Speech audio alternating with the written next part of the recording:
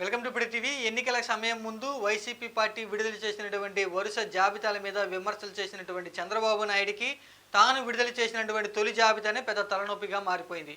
నిన్నటి రోజున పొత్తుల భాగంగా జనసేన పార్టీ అధినేత పవన్ కళ్యాణ్తో కలిసి చంద్రబాబు నాయుడు సంయుక్తంగా తొలి జాబితాను విడుదల చేశారు. తెలుగుదేశం పార్టీ నుంచి తొలి జాబితాలో 94 మంది అభ్యర్థులు చెబితే జనసేన పార్టీ నుంచి 5గురిని అయితే పవన్ కళ్యాణ్ ప్రకటన చేయడం జరిగింది. ఇక తెలుగుదేశం పార్టీ అధినేత చంద్రబాబు నాయుడు విడుదల చేసినటువంటి తొలి జాబితా ఎప్పుడైతే విడుదల చేశారో అప్పటి నుంచి కూడా తెలుగుదేశం పార్టీలో అసమ్మతి అనేది బాగా కనిపిస్తూ ఉంది. ఎందుకంటే ఓ పక్క తెలుగుదేశం పార్టీకి జనసేన పార్టీకి 24 సీట్లు కేటాయించడం అనేది ఏమాత్రం కూడా తెలుగుదేశం పార్టీ శ్రేణులకు అయితే రుచించడం లేదు.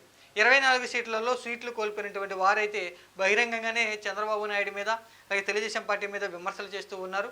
అటువంటి వారైతే అజ్ఞాతలకు వెళ్ళిపోవడం జరిగింది. చంద్రబాబు నాయుడు ఎవరైతే అసమ్మతితో ఉన్నారో వారందరితో కూడా భేటీ అవుతూ ఉన్నారు. వరుసగా వారికి ఏ సందర్భంగా వారితో బొజ్జగింపుల ప్రయత్నం చేస్తూ వారికి ఎందుకు సీటు ఇవ్వలేదు అనేటువంటి విషయం గురించి చెప్తూ ఉన్నారు.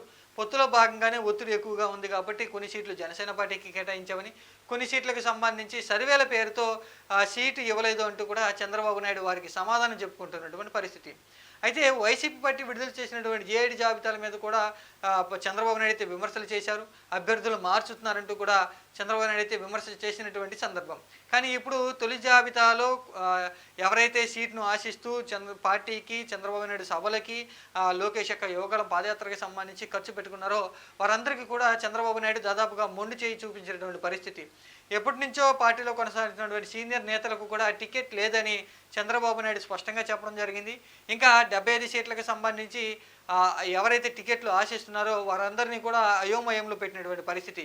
బీజేపీ పార్టీతో వెళితే ఎన్ని సీట్లు కోల్పోవాల్సి వస్తుందో, ఎవరి సీటుకి ఎసురు వస్తుందో అంటూ కూడా చాలామంది ఆందోళన కలిగిస్తూ ఉంది. ఓ పక్క కనుక చూసుకుంటే జనసేన పార్టీతో 24 సీట్లు కోల్పోవాల్సిన పరిస్థితి ఉంది. కాబట్టి ఈ 24 నియోజకవర్గాల్లో తెలుగుదేశం పార్టీ అయితే పూర్తిగా చంద్రబాబు నాయుడు మీద, తెలుగుదేశం పార్టీ మీద విమర్శలు చేస్తున్నటువంటి పరిస్థితి.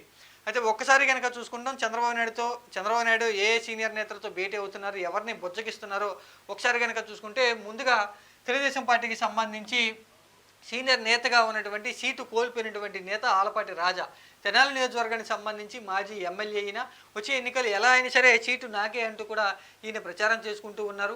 ఓ పక్క కనుక చూసుకుంటే జనసేన పార్టీకి చెందినటువంటి ముఖ్య నాయకుడు నాదెండ్ల మనోహర్ కూడా సీటు నాకే అంటూ ఇప్పటి వరకు ప్రచారం చేసుకున్నారు. అయితే ఎప్పుడైతే తొలి లిస్టు విడుదల చేశారో జనసేన పార్టీకి చెందినటువంటి 5గురు అభ్యర్థుల్లో తెనాలి సీటును అయితే నాదెండ్ల మనోహర్కి కేటాయించడం జరిగింది.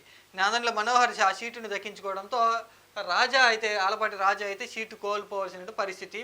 అలాగే ఆలపాటి రాజా యొక్క వర్గీయులు కూడా సీటు కనుక ఆలపాటి రాజాకి ఇవ్వకపోతే మేము పెట్రోల్ పోసుకుంటామంటూ బహిరంగంగానే చంద్రబాబు నాయుడిని హెచ్చరించిన పరిస్థితి ఇప్పటికే కనపడింది.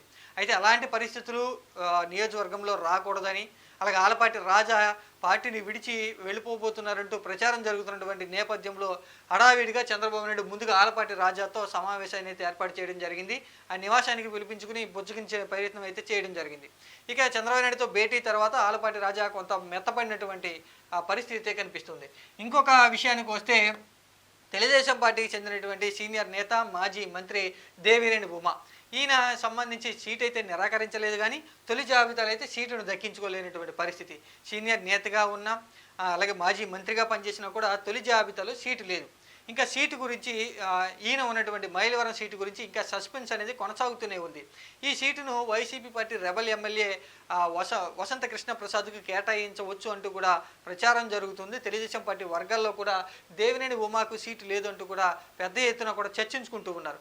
ఈ నేపథ్యంలోనే దేవినేని ఉమా కూడా ప్రస్తుతం ఉన్నటువంటి పరిస్థితులు, తొలి జాబితాలో సీటు దక్కించుకోకపోవడం, తన మీద జరుగుతున్నటువంటి వ్యతిరేక ప్రచారాన్ని వీటన్నిటి మీద కూడా దేవినేని ఉమా అలిగినటువంటి పరిస్థితి.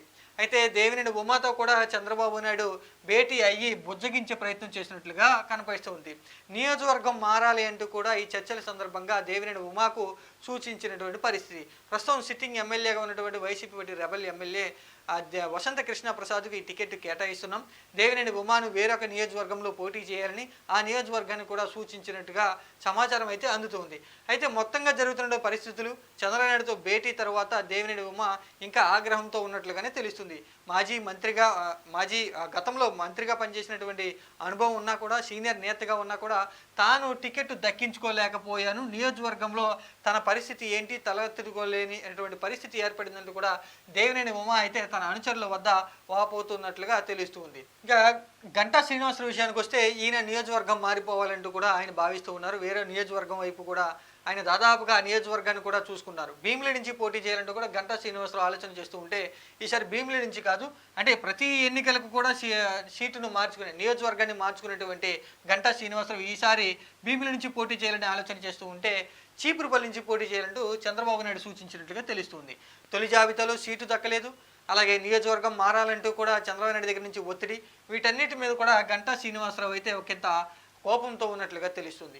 చంద్రబాబు నాయుడుతో ఈయన కూడా కొద్దిసేపటి క్రితమే భేటీ కావడం జరిగింది. ఈ భేటీలో చంద్రబాబు నాయుడు చీపురుపల్లి నుంచి పోటీ చేయాలని ఖచ్చితంగా సూచించినట్లుగా తెలుస్తుంది. ఇక్కడ వైసీపీ పార్టీ నుంచి బలమైనటువంటి అభ్యర్థిగా ఉన్నటువంటి బొత్స సత్యనారాయణ మీద పోటీ చేయాలని గంటా శ్రీనివాసరావుకి ఎప్పుడైతే చెప్పారో ఒకంత గంటా శ్రీనివాసరావు అయితే షాకు గురైనట్లుగా తెలుస్తుంది. ఇంకా మొత్తంగా కనుక చూసుకుంటే ఈ సీనియర్లో అయితే చంద్రబాబు నాయుడు పక్కన పెట్టేసినట్లుగా తెలుస్తుంది.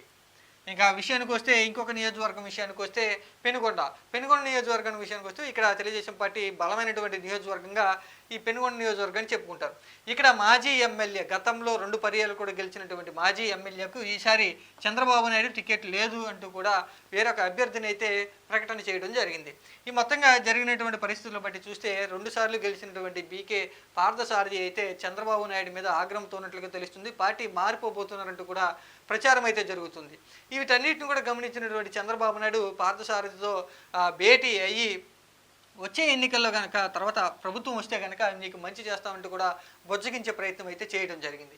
మొత్తంగా బీకే పార్థసారథి తర్వాత గోవింద్తో కూడా చంద్రబాబు నాయుడు సమావేశం ఏర్పడినట్టు చేసినటువంటి పరిస్థితి. అనకాపల్లికి చెందినటువంటి గోవిందు ఈయన కూడా మాజీ ఎమ్మెల్యే. ఇక్కడ ఈ సీటును అయితే జనసేన పార్టీకి చంద్రబాబు నాయుడు త్యాగం చేయాల్సినటువంటి పరిస్థితి. ఈ త్యాగం చేసినటువంటి పొత్తులో భాగంగా సీటును అయితే జనసేన పార్టీకి ఇచ్చారు కాబట్టి గోవింద్కు సీటు దక్కలేదు. జనసేన పార్టీ అభ్యర్థి అయితే ఆ స్థానాన్ని తీసుకోవడం జరిగింది. ఇక్కడ ఈ సీటుకి సంబంధించి కూడా ఇప్పటి వరకు కూడా అనకాపల్లి నుంచి తనకే సీటు దక్కుతుందంటూ గోవింద్ అయితే ఎక్కువగా హోప్స్ అయితే పెట్టుకోవడం జరిగింది. వీటన్నిటిని కూడా చంద్రబాబు నాయుడు సీటును త్యాగం చేసేయడంతో గోవింద్ కూడా చంద్రబాబు నాయుడుతో భేటీ కావాల్సినటువంటి పరిస్థితి. ఎందుకు సీటు దక్కలేదు, ఏ పరిస్థితుల్లో ఇవ్వలేదు, ఎంత ఒత్తిడితో ఉన్నటువంటి నేపథ్యంలో చంద్రబాబు నాయుడు వీటన్నిటిని కూడా గోవింద్తో చెప్పినటువంటి పరిస్థితి.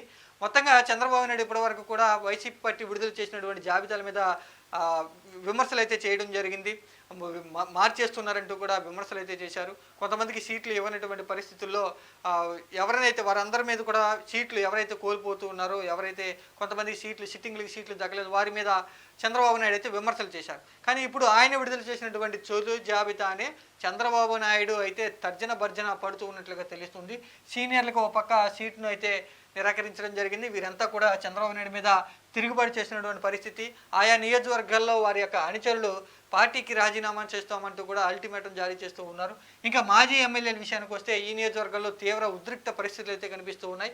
వీరు కూడా జనసేన పార్టీకి సంబంధించి అభ్యర్థికి మద్దతు తెలపమంటూ కూడా వారైతే ముఖగంటంగా చెప్పేస్తూ ఉన్నారు. తమను పక్కన పెట్టేసేసి వేరే వారికి సీటును ఇవ్వడంతో సొంత పార్టీలోనే వర్గీయులుగా మారిపోయి 2 వర్గాలుగా మారిపోతున్నటువంటి పరిస్థితి. జనసేన పార్టీకి సంబంధించి కూడా వారు కూడా జనసేన పార్టీలో ఎవరైతే సీట్లు దక్కించుకోలేకపోయారో వారు తెలుగుదేశం పార్టీ అభ్యర్థులకి మేము సహాయం చేయము, సహకారం అందించమంటూ కూడా వాళ్ళైతే బహిరంగంగానే చెప్తూ ఉన్నారు. సొంత పార్టీలోనే తెలుగుదేశం పార్టీకి సంబంధించి చంద్రబాబు నాయుడు అయితే తీవ్ర ఉద్రిక్త పరిస్థితులు, తెలుగుదేశం పార్టీలో కూడా ఉద్రిక్త పరిస్థితులు కనిపిస్తూ ఉన్నాయి. బాగా ఒత్తిడిలో చంద్రబాబు నాయుడు మీద ఒత్తిడి అనేది ఎక్కువగా కనిపిస్తూ ఉన్నట్లుగా తెలుస్తుంది.